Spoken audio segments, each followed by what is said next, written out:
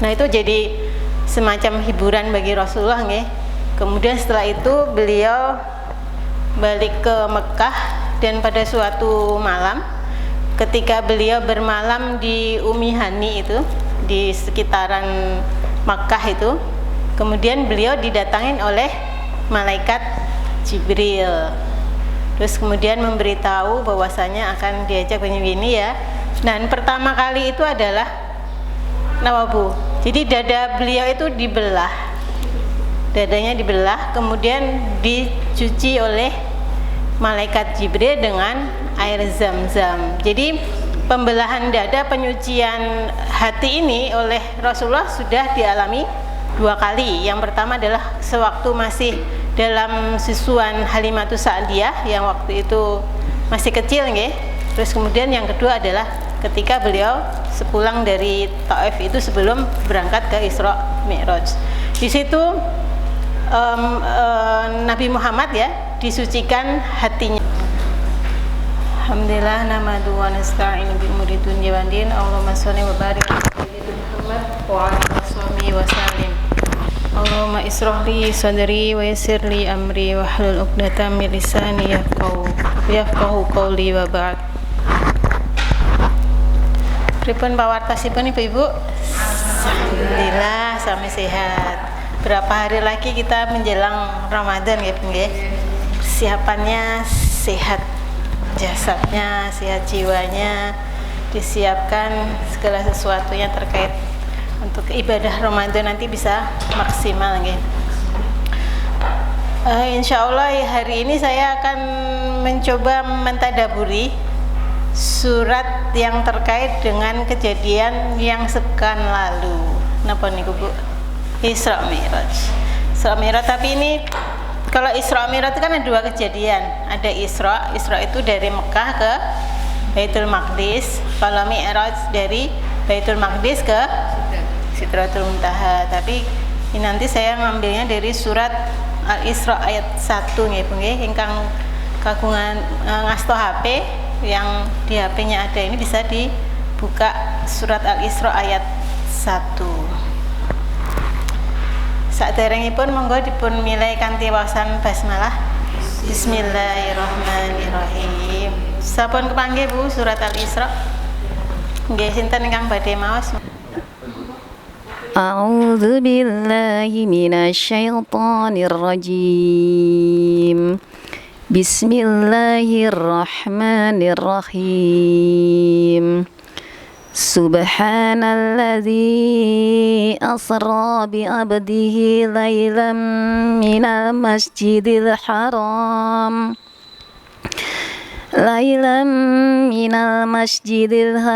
ilal masjidil aqsa alladzi barakna haulahu linuriyahu min ayatina innahu huwas sami'ul basir. Sadaqallahul azim. Nggih, alhamdulillah walhamdulillah bil Qur'an nggih. Surat Al-Isra. Surat Al-Isra ini kejadian Isra Mi'raj itu tidak terlepas dari satu kejadian sebelumnya. Jadi Isra Mi'raj ini adalah tasliyah nggih. Tasliyah itu napa? Rasulullah mendapat kesusahan, makanya ada namanya Amun Husn, yaitu tahun kesedihan karena Rasulullah meninggal dunia, yaitu 2 orang sinten Bu? Paman beliau dan istri beliau yaitu Khadijah Al-Kubra. Dan 2 orang ini adalah orang-orang yang luar biasa memberikan ta'yid kepada dukungan kepada Rasulullah, seperti Khadijah itu memberikan dukungan baik harta, kemudian secara ini juga memberikan dukungan luar biasa ya. Jadi ketika 2 orang ini tidak ada, Rasulullah sangat bersedih. Tetapi dakwah tetap harus jalan. Setelah kematian 2 orang ini, kemudian Rasulullah melanjutkan dakwah ke Taif. Nggih, ke Taif nggih Bu. Tetapi sampai sana, perjalanan dari Mekah ke Taif ini Masya Allah Bu, jadi pegunungan dan medannya itu bukan seperti kalau di Indonesia kan tanah gitu nggih. Tapi kalau di sana itu benar-benar batu, kemudian nanti ada debu dan lain sebagainya, dan itu dijalani oleh Rasulullah. Nyampe sana bukannya mendapat sambutan yang baik, malah justru sebaliknya, tidak diterima dakwahnya, dan bahkan beberapa orang itu mengkoordinir. Jadi mulai dari anak-anak, orang dewasa itu mereka berbaris di pinggir jalan sepanjang kurang lebih 5 kilo. Terus disuruh ngambil batu untuk melempari Rasulullah gitu. Jadi kesedihan Rasulullah itu tambah-tambah gitu, meninggal istri beliau dan paman beliau, kemudian dakwahnya tidak diterima di Taif, sampai kemudian Rasulullah berhenti di sebuah lembah atau dekat gunung ya. Kalau yang pernah ke sana nanti ada Masjid Qu. Masjid Qu itu adalah masjid di mana Rasulullah itu menyandarkan sikunya. Makanya disebut Qu karena ada siku. Nah, di situ malaikat itu menawarkan diri untuk membantu Rasulullah. Ini mungkin sudah cerita tentang sirah sudah sampai sini nggih, Bu nggih. Saya cuma ingin mengulangi sedikit tentang peristiwa sebelum terjadinya Isra Mi'raj ini. Jadi setelah itu kemudian Rasulullah itu ya istilahnya sambat gitu ya, karena dakwah tidak diterima dan lain sebagainya. Kemudian malaikat gunung itu menawarkan diri untuk membantu Rasulullah menghadapi dari orang-orang Taif itu tadi.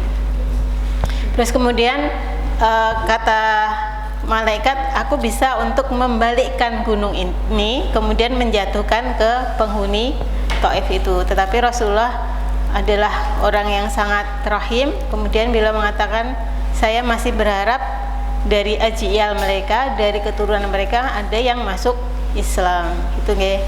Sampai kemudian di tengah perjalanan beliau itu membaca Al-Qur'an. Ketika membaca Al-Qur'an itu ada riwayat yang mengatakan yang dibaca adalah surat Ar-Rahman. Nggih, surat Ar-Rahman. Nah, itu ternyata ada sekelompok jin yang sedang lewat dan mendengar Bu, tilawahnya Rasulullah ini, dan akhirnya masuk Islam. Serombongan jin ini tidak diketahui berapa jumlah jinnya, itu tidak diketahui. Tapi yang menjadi pelajaran bagi kita apa Bu?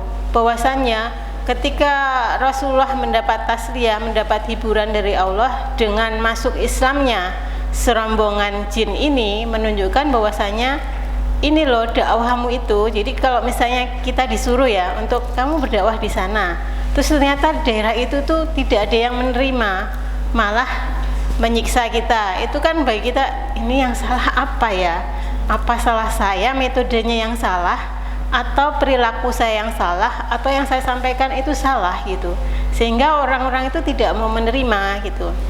Nah, akhirnya hiburannya yaitu masuk Islamnya serombongan jin untuk menunjukkan kamu itu metodenya tidak salah, akhlakmu juga baik gitu nggih. Ini buktinya jin itu kan dari golongan yang lebih rendah dari manusia, tapi masuk Islam. Hanya dalam satu kali mendengar dari surat Ar-Rahman itu bisa masuk Islam gitu. Nah, itu jadi semacam hiburan bagi Rasulullah nggih. Kemudian setelah itu beliau balik ke Mekah, dan pada suatu malam ketika beliau bermalam di Ummi Hani itu di sekitaran Mekah itu, kemudian beliau didatangin oleh malaikat Jibril. Terus kemudian memberitahu bahwasanya akan diajak begini ya. Dan pertama kali itu adalah Bu. Jadi dada beliau itu dibelah. Dadanya dibelah, kemudian dicuci oleh malaikat Jibril dengan air Zam-Zam. Jadi pembelahan dada, penyucian hati ini oleh Rasulullah sudah dialami 2 kali. Yang pertama adalah sewaktu masih dalam susuan Halimatus Sa'diyah yang waktu itu masih kecil nggih. Terus kemudian yang kedua adalah ketika beliau sepulang dari Taif itu sebelum berangkat ke Isra Mi'raj. Di situ Nabi Muhammad ya disucikan hatinya, kemudian dimasukkan ke dalamnya oleh malaikat Jibril adalah iman dan hikmah.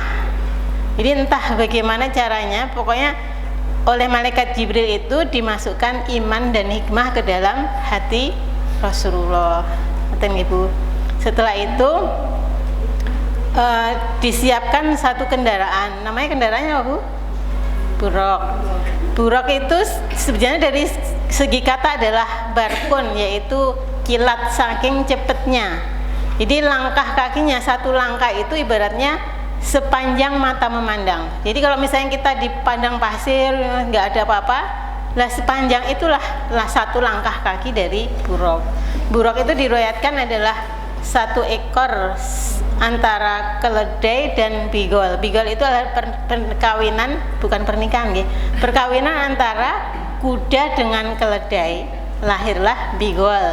Lah bigol itu antara keledai dan bigol itu besarnya, dan warnanya adalah putih bersih gitu. Terus setelah itu beliau dibawa ke Baitul Maqdis ya Bu nggih. Di sana semoga ini ceritanya sering didengar, tapi saya review sedikit. Setelah itu nyampe di Baitul Maqdis, ketemu dengan sinten Bu? Dengan para anbiya. Dan para anbiya ini mereka mengakui akan risalah Nabi, mengakui bahwasanya Nabi Muhammad adalah memang Muhammad gitu. Jadi ini seakan-akan menegaskan, biarlah orang-orang misalnya kayak di Taif itu tadi, kemudian kafir Quraisy itu tidak menerima dakwah Rasulullah, tetapi ini loh buktinya bahwasanya para nabi itu mengakui risalah Nabi. Para nabi juga mengakui bahwasanya Nabi adalah Nabi gitu. Jadi semacam penguatan gitu nih Bu.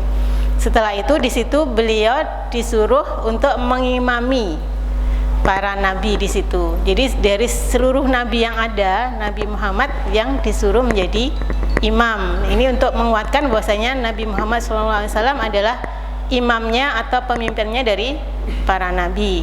Setelah itu Bu, kemudian beliau dibawa lagi ya oleh malaikat Jibril untuk naik ke langit pertama. Di langit pertama ketemulah dengan Nabi Adam.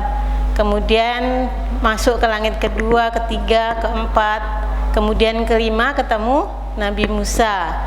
Ke langit ketujuh ketemu dengan Nabi Ibrahim. Di langit ketujuh inilah ada rumah ya, namanya Baitul Ma'mur. Nah ini sering saya sampaikan kemarin, di Baitul Ma'mur itu ada tempat tawafnya para malaikat ya. Jadi kalau ditarik lurus antara Ka'bah itu naik ke atas ya, lurus ke atas nanti ketemu dengan Baitul Ma'mur, di mana para malaikat ya tawafnya di situ. Dan malaikat itu sekali tawaf adalah sekitar 70.000 malaikat. Dan satu kali tawaf mereka tidak akan balik lagi untuk tawaf. Semoga Allah mudahkan kita semua nggih Bu untuk bisa umroh lagi, bisa haji lagi, untuk bisa tawaf di mana Bu? Di Ka'bah nggih. Karena itu lurusnya ada malaikat yang ada 70.000 gitu. Jadi nanti kalau misalnya kita tawaf, ingat aja di atas itu ada malaikat 70.000 yang juga ikut mengaminkan doa-doa kita. Nah di situ di langit ketujuh itu bertemu dengan Nabi Ibrahim. Beliau sedang bersandar di Baitul Ma'mur itu. Terus kemudian memberikan salam, terus dikatakan bahwasanya surga itu membutuhkan tanaman-tanaman, maka tanamannya adalah dengan membaca tasbih itu. Dan kalimat thayyibah itu akan tumbuh tanaman-tanaman di surgamu nanti. Setelah itu beliau diajak ke Sidratul Muntaha. Nah disitulah terakhir malaikat Jibril bisa menemani Nabi Muhammad. Di situ digambarkan ya bahwasanya Sidratul Muntaha itu semacam pohon yang besar gitu. Terus nanti daunnya itu segede kuping gajah gitu loh kalau di riwayat hadis seperti itu. Jadi sangat indah kata Rasulullah. Kemudian buahnya itu segede tempayan. Bisa dibayangkan satu anggur segede tempayan. Jadi mestinya tidak bisa terpikirkan, akal kita tidak nyampe ke sana. Dan malaikat Jibril sudah sampai situ, tidak bisa naik lagi ke atas. Kenapa? Karena batas itulah batas fisik bisa masuk ke situ. Kenapa tidak bisa? Karena kalau memaksakan naik, malaikat Jibril bisa kemungkinan terbakar, terkena nurnya Allah, cahaya Allah gitu nggih.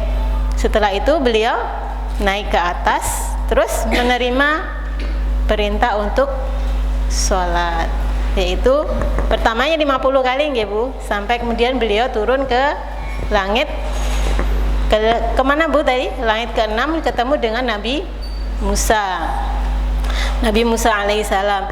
Nabi Musa ini kan beliau biasa berdialog dengan Allah gitu ya. Jadi terbiasa untuk istilahnya bernegosiasi, dalam tanda kutip negosiasi. Sampai kemudian mulai dari 50 tadi akhirnya turun menjadi 5 kali. Dan 5 kali ini setara dengan 50 kali Bu. Dan 5 kali ini pun adalah waktu yang terbaik. Kalau dalam dunia fisika itu katanya subuh ini adalah waktu yang gimana, zuhur yang bagaimana. Nanti bisa dicek ya, hasil penelitian terakhir itu sesuai dengan tubuh kita. Jadi sholat tepat pada waktunya itu adalah ya bagus juga untuk kesehatan. Bukan hanya sekedar untuk makanan ruh kita ya, tapi itu juga terkait dengan jasad kita. Setelah itu beliau turun ya, sudah saya pernah sampaikan. Jadi tahiyat itu awalnya adalah ketika Rasulullah naik ke atas kemudian mengucapkan salam kepada Allah. At-tahiyah awalnya pripun Bu? At-tahiyatu lillah wa salawatu wat thayyibat itu.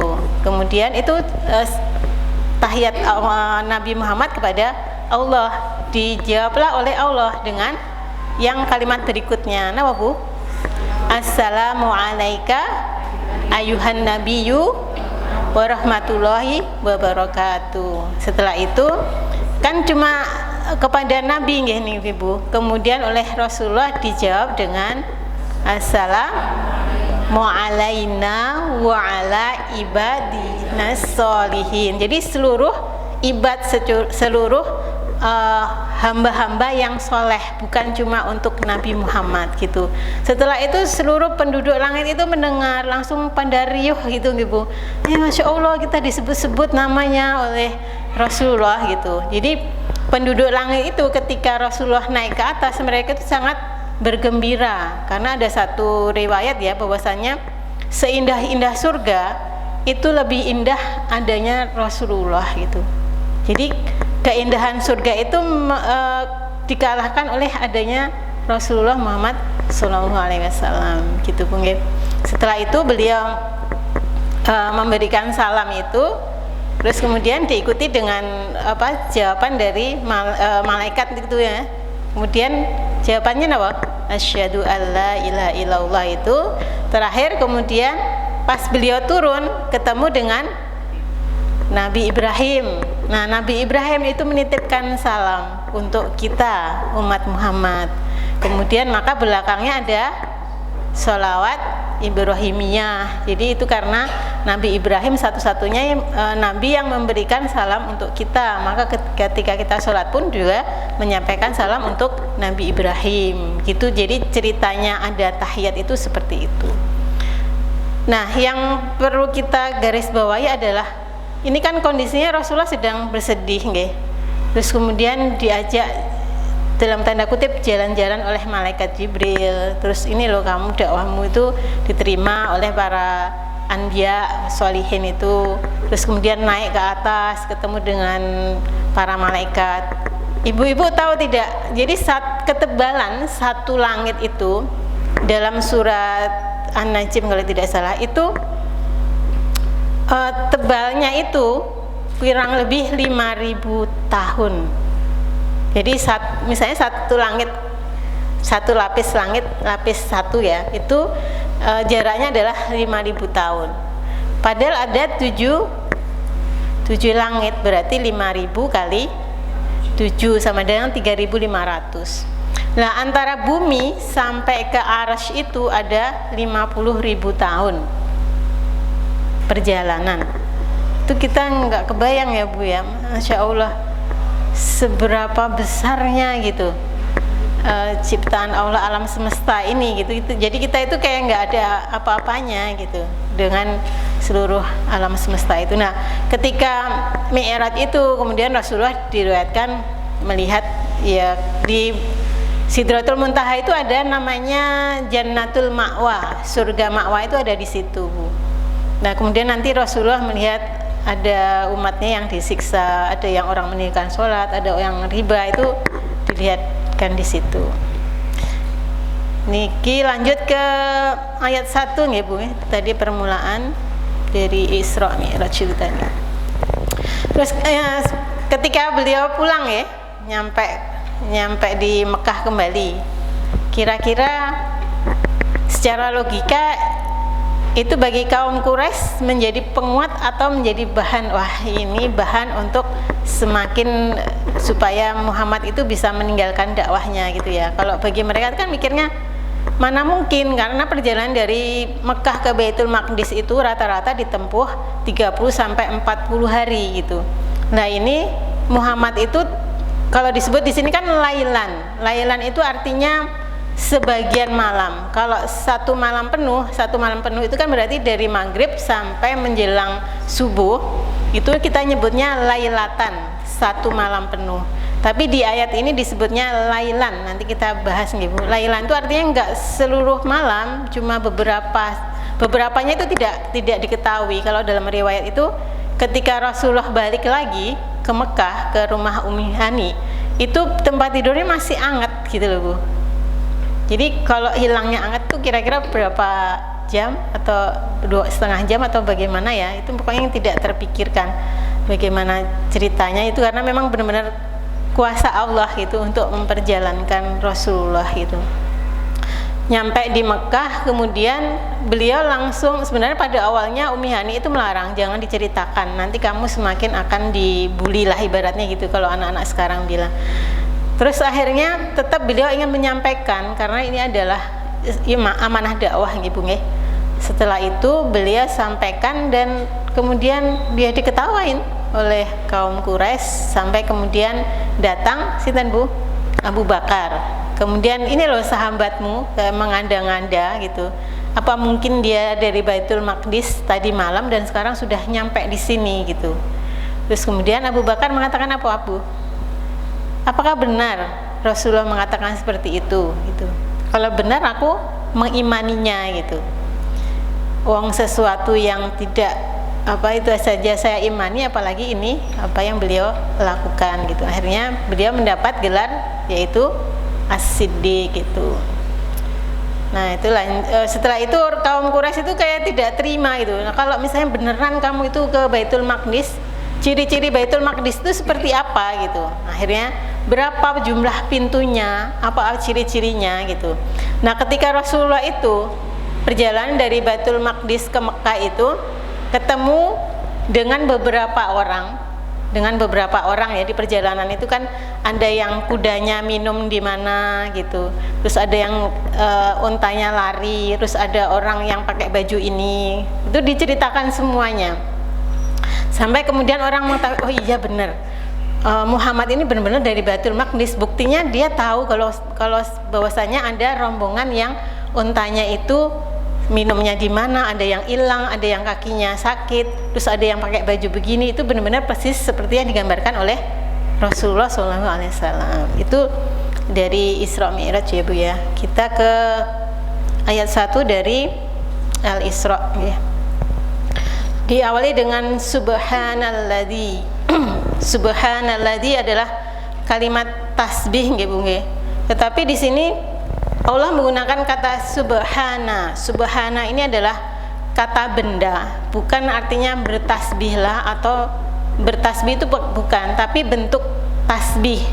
Artinya kata benda ini menunjukkan bahwasanya tasbihnya Allah itu, tasbihnya kepada Allah itu tidak terikat oleh waktu, tidak terikat tasbihnya kemarin saja, hari ini tidak, besok tidak, atau sebaliknya tasbihnya cuma sekarang ini aja, kemarin tidak, besok tidak, atau misalnya tasbihnya besok aja lah, hari ini sama kemarin tidak usah. Itu benar-benar tidak terikat oleh waktu. Artinya subhana, artinya maha suci Allah itu memang ya sudah dari dulu, sekarang sampai mendatang itu Allah itu maha suci gitu. Dan apa sih makna tasbih itu? atau subhana itu. Tasbih itu adalah tanzih. Tanzih itu artinya mensucikan dari segala sesuatu yang membuat orang itu ragu terhadap Allah. Jadi nanti ada kaitannya dengan tauhid nggih Bu nggih. Jadi ketika kita bertasbih artinya kita mensucikan dari segala sifat yang tidak pada tempatnya tentang Allah, baik tentang sifatnya, baik tentang zatnya, baik tentang perbuatannya, baik tentang apapun tentang Allah itu benar-benar kita harus mensucikan. Contohnya begini, ketika ada kata yadullah, tangan Allah, pikiran kita tentang yad, tentang tangan itu seperti apa? Akhirnya kepikirannya adalah sesuatu yang sudah pernah kita lihat, yaitu tentang tangan, nggih. Tangan itu seperti ini. Kalau disebutnya tangannya monyet, berarti tangannya ada bulu-bulunya. Itu kenapa? Karena kita selama ini melihat bahwasanya namanya tangan itu adalah sesuatu yang sudah pernah kita lihat gitu. Padahal Allah itu memiliki sifat yang benar-benar berbeda dengan makhluknya. Laisa kamitslihi syai', bahwasanya Allah itu sangat amat berbeda dengan makhluknya, tidak ada yang menyamai apapun. Itu yang perlu menjadi catatan bagi kita, bahwasanya Allah itu benar-benar suci dari sifat makhluk, tidak ada yang menyamai. Jadi kalau kita berpikir seperti itu ya pikiran kita yang salah gitu, karena kita berpikirnya apa yang kita ketahui selama ini, padahal Allah benar-benar suci dari semacam itu. Termasuk perbuatan Allah yang terjadi dalam setiap takdir kita ini kan ya Allah yang maha suci terhadap apa yang terjadi dalam hidup kita nih Bu nggih. Misalnya kehadiran seseorang dalam hidup kita misalnya. Kalau kita itu meyakini itu adalah takdir Allah yang terbaik buat kita, maka itu termasuk tasbih di dalamnya. Tapi kalau kita, kenapa orang itu hadir ya dalam hidup kita, yaitu dianggapnya adalah ya sebagai ujian bagi kita nih Bu nggih. Kemudian terkait tasbih ini, dalam surat Al-Isra itu ada di ayat ke-44 nggih Bu nggih. Surat Al-Isra ayat 44. Tusabbihu lahu as-samawati sab'u wal ard. Jadi bertasbih apa yang di langit samawat, langit yang ketujuh, dan al-ard, kemudian bumi, wa man fihin, dan apa yang di dalamnya, di dalam bumi dan langit ketujuh tadi. Wa im min syai'in illa yusabbihu bihamdi walakin la yafqahuna tasbihahum. Tetapi mereka tidak paham tasbih mereka. Jadi yang perlu kita pahami ya, seluruh makhluk yang di langit 7 tadi, kemudian di bumi, semuanya itu bertasbih gitu. Jadi tanah bertasbih, air bertasbih, kemudian bumi bertasbih, kemudian ikan-ikan bertasbih, binatang bertasbih, tumbuhan bertasbih, batu bertasbih, semuanya bertasbih. Cuma masalahnya kan kita tidak tahu tasbihnya itu seperti apa. Makanya ketika kita memperbanyak tasbih nggih Bu nggih, selain nanti ada faidahnya dari tasbih itu, yang jelas adalah ketika kita banyak bertasbih, kita itu memiliki frekuensi yang sama dengan alam yang di sekeliling kita itu. Alam sekelilingnya bertasbih, ketika kita bertasbih, maka itu menyamakan frekuensi dengan alam sekitarnya yang juga sedang bertasbih. Kan dalam beberapa surat di juz 30 itu disebutkan bahwasanya bumi ini sebenarnya muak ya Bu ya, melihat orang-orang yang di atasnya itu bermaksiat. Jadi mereka itu pengen menelan gitu. Nah, ketika ada orang yang bertasbih, mereka itu sangat menyukai karena ya mereka kan istilahnya sama gitu. Maka salah satunya kita hendaknya memperbanyak bertasbih, karena sungguh kita ya maksudnya semacam benda-benda mati aja bertasbih, masa manusia yang Allah berikan kepada kita Islam, berikan kepada kita Al-Quran dengan datangnya Rasulullah itu tidak mau bertasbih nggih Bu nggih. Kemudian kenapa biasanya dalam Al-Quran itu tasbih itu diawali baru kemudian tahmid, semacam di surat Al-Isra ini tadi, subhanalladzi asra bi 'amdihi lailan minal masjidil haram ilal Masjidil Aqsa. Kemudian nanti diakhiri dengan di ayat terakhir itu ada tahmid. Itu menunjukkan bahwasanya tasbih ini tadi kan untuk memurnikan, mensucikan tauhid kita kepada Allah, mensucikan pikiran-pikiran kita itu tentang Allah itu yang negatif, dan negatif itu kita bersihkan semua. Setelah itu kita memuji Allah, alhamdulillah gitu ya Allah, alhamdulillah dengan seluruh kesempurnaan Allah, dengan sifatnya, dengan asma'nya, dengan perbuatannya, itu kita benar-benar berhamdalah, memuji itu, dan juga memuji terhadap apa yang Allah berikan untuk kita saat ini dengan Islam yang menyentuhnya. Nah, ini kan termasuk sesuatu yang istimewa, makanya ada tasbih juga. Kemudian di akhir dari surat Sabbihisma Rabbikal A'la itu Allah menggunakan kata perintah, sabihisma, bertasbihlah gitu ya.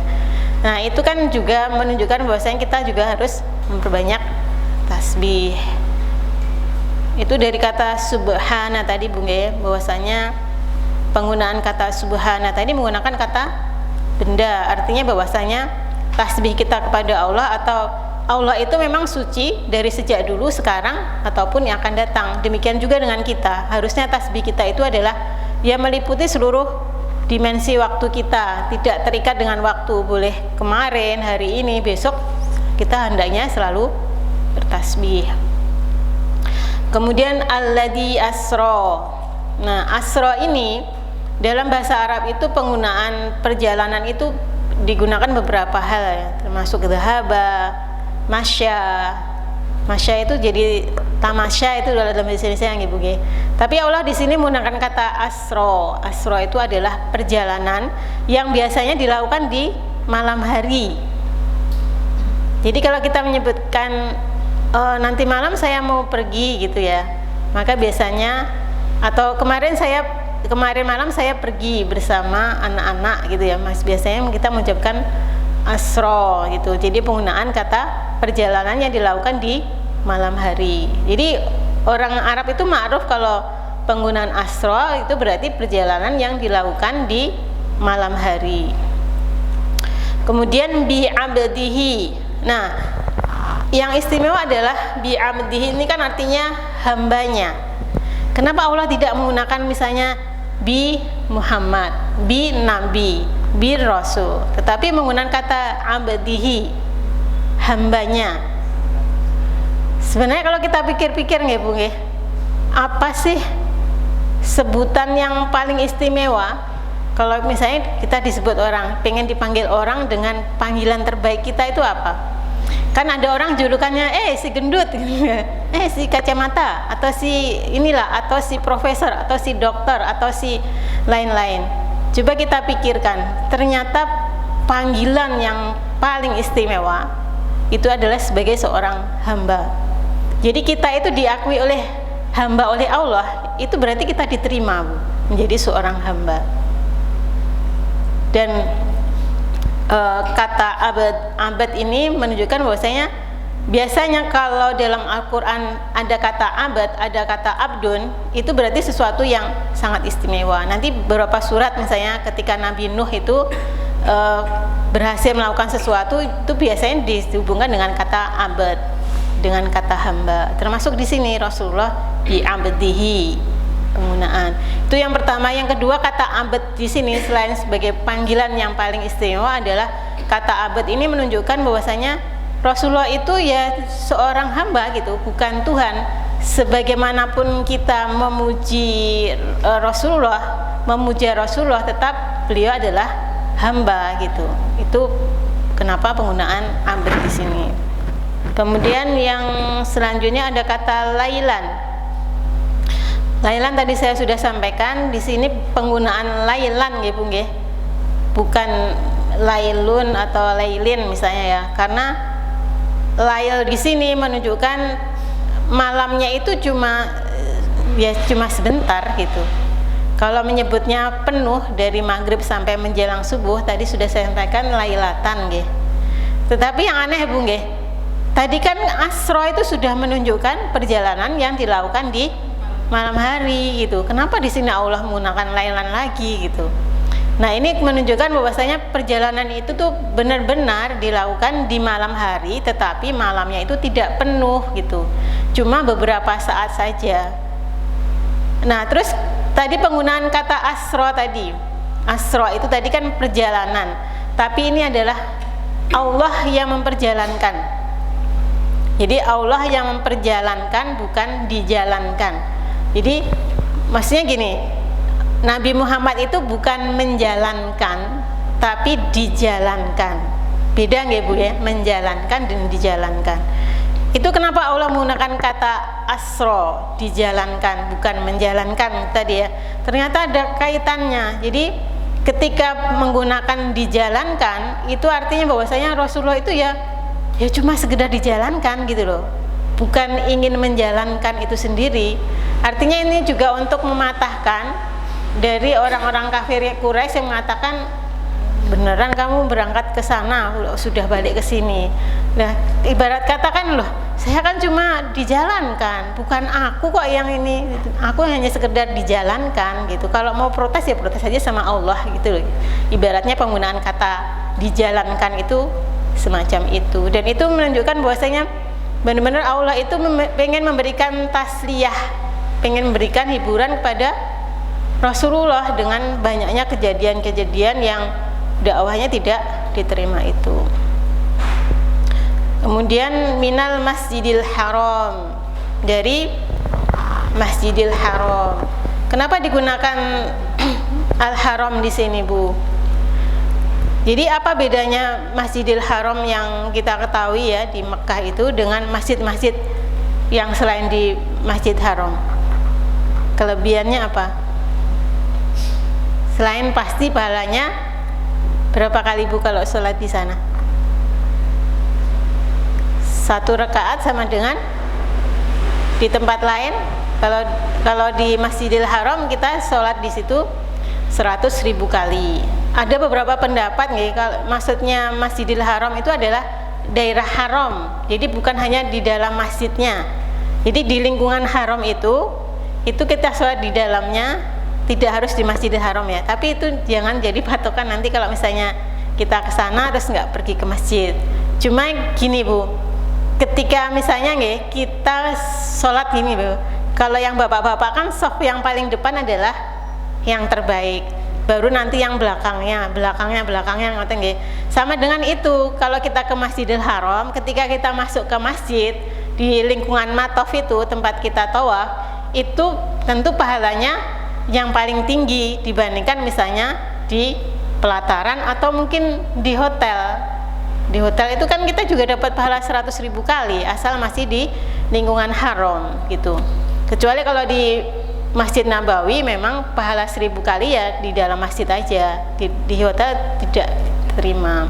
Jadi itu waktu saya pelatihan di Mekah itu kan kita di agak jauh dari Masjidil Haram, kira-kira berapa ya, 1 kiloan ya Bu ya dari Masjidil Haram. Terus sahnya gini, sudah kita sholat aja di sini, ini pahalanya sama dengan di Masjidil Haram itu tadi. Terus pas kita buka riwayatnya memang 100.000 kali adalah pokoknya yang di tanah haram itu, bukan harus di masjid. Cuma keutamaannya seperti itu tadi, kalau kita dekat matof, dekat dalam Ka'bah itu berarti kita shofnya sama dengan shof yang pertama dan lain sebagainya itu tadi.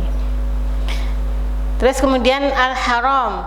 Al-Haram adalah masjid satu-satunya ya yang kita dilarang melakukan sesuatu di dalamnya. Yang dilarang salah satunya apa Bu? Misalnya mengganggu binatang di dalamnya. Kemudian berperilaku yang aneh-aneh itu kan juga dilarang. Artinya diharamkan melakukan perbuatan yang tidak benar di dalam Masjidil Haram. Minal Masjidil Harami ilal Masjidil Aqsa. Kenapa disebut Masjidil Aqsa di sini Bu? Jadi ada riwayat yang mengatakan bahwasanya penyebutan Masjidil Aqsa ini awalnya Masjidil Aqsa itu seperti dilupakan gitu. Padahal Masjidil Aqsa ini adalah kiblat pertama kita sebelum kemudian kita sholatnya menghadap ke Masjidil Haram. Kan pertamanya kita Rasulullah itu dulu sholat menghadapnya ke Al-Aqsa. Setelah itu kemudian Rasulullah mendapat perintah untuk mengubah ke Masjidil Haram itu. Nah, Masjidil Aqsa ini di dalamnya alladzi barokna, yang Allah berkahi sekelilingnya.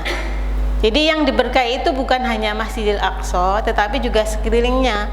Maka sekelilingnya daerah Palestina itu adalah daerah yang subur, banyak buah tin, kemudian ikan-ikan pada berdatangan. Terus termasuk orang-orangnya itu juga Masya Allah luar biasa Ahlul Gaza, orang-orang yang Gaza itu, anak-anak kecil itu banyak dalam kondisi bukan seperti di Indonesia ya. Kondisi orang perang itu biasa mereka hafal 30 juz. Terus keimanannya itu benar-benar kamu pengen tinggal di tempat yang aman, kalau mungkin secara logika manusia ya pengen aja keluar, tapi bagi mereka mempertahankan tanah Palestina itu adalah yang terbaik. Nah, itu keimanan seperti itu ya tidak didapatkan kecuali bagi orang-orang yang memang dididik untuk kuat gitu imannya, tidak mudah untuk mengubah imannya itu dengan sesuatu yang sifatnya maliyah. Itu keberkahan salah satu seperti itu. Jadi dulu pas saya kuliah itu ada mata kuliah balaghah, jadi namanya balaghah itu terkait dengan bahasa Arab tapi yang sastranya gitu Bu. Nah itu kita kedatangan sempat ngajar 3 bulan kurang lebih. Itu dosen dari Palestina gitu. Terus dia cerita. Jadi suatu saat itu kita itu disuruh bikin PR. PR-nya itu agak sulit di bahasa Indonesia karena disuruh membuat puisi gitu. Nah, puisi itu kan terkait dengan istilahnya, kalau kita aja di orang Indonesia ya suruh bikin puisi itu kan aja mikir-mikir, ini bahasa Arab yang harus benar-benar fusha gitu. Jadi ada beberapa itu memang yang ngerjakan itu nggak banyak. Terus ditanya, ini kalian ini tinggal di negara yang aman, bikin PR aja gitu. Kita diomel-omelin tahu Bu. Terus akhirnya dia cerita, tahu nggak keluarga saya ini habis dibom gitu ya di Israel. Adik saya ini mau menikah gitu, pas mau menikah itu datang bom gitu. Jadi jangankan untuk menikah itu, sampai pas peristiwa itu ya habis keluarganya gitu. Kalian di sini itu. Terus ada juga yang nanya gini, kalian udah hafal berapa juz gitu ya? Terus kita ketawa aja. Kalian ini tinggal di daerah aman, mau hafal apa sih susahnya gitu. Jadi sama dengan tasbih tadi ya Bu ya.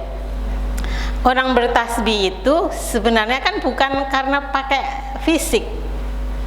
Gimana buatan Bu? Orang tasbih itu kan dalam beberapa hadis itu disebutkan bahwasanya orang yang bertasbih itu nanti akan dihapuskan dosa-dosanya meskipun seperti buih di lautan, orang yang bertasbih.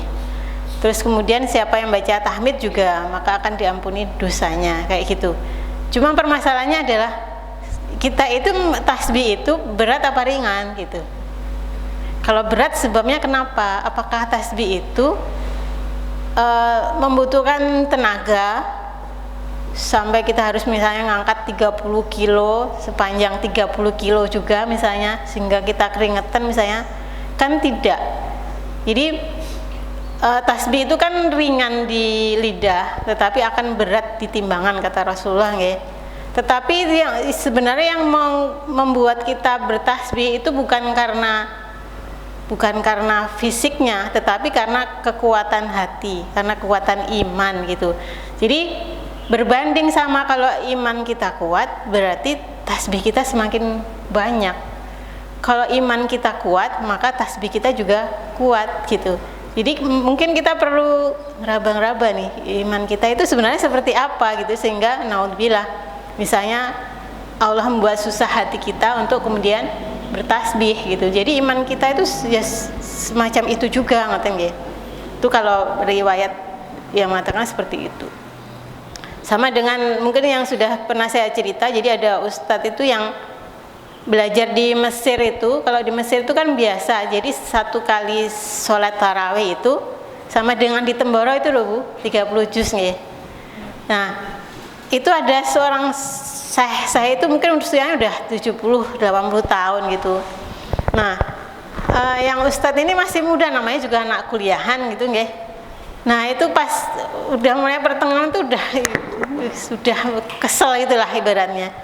Terus ditanya sama ini ustadz ini, Anda itu sholat seperti ini tuh sudah berapa kali gitu ya.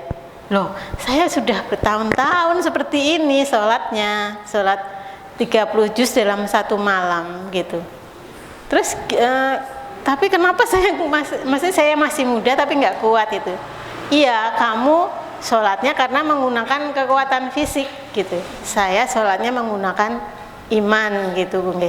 Jadi karena imanlah itu menguatkan orang. Makanya banyak orang itu yang pejuang-pejuang itu, banyak orang atau para mujahid itu kuat itu karena iman, menguatkan iman. Seperti yang di Palestina itu kan ada namanya Syekh Ahmad Yasin. Syekh Ahmad Yasin tuh beliau itu lumpuh loh, Bu. Jadi seluruh tubuhnya lumpuh kecuali kepalanya. Nah, itulah yang bisa memberikan semangat ke anak-anak gitu. Anak-anak itu kan yang orang tua yang sudah meninggal apa itu loh. Akhirnya jadi Hamas itu. Nah, itu yang menguatkan. Sampai jam 5. Alladzi barokna haulahu tadi nggih.